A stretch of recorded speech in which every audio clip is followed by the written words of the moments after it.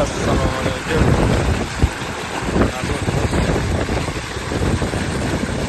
Yana chiqardik masofamizni.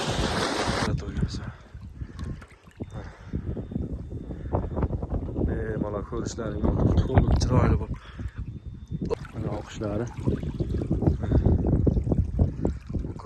Klondan kelib oqishlar juda tezda olib borib olib ketamiz. Уже 650 metrdan keyin ko'lni chekib ketadi.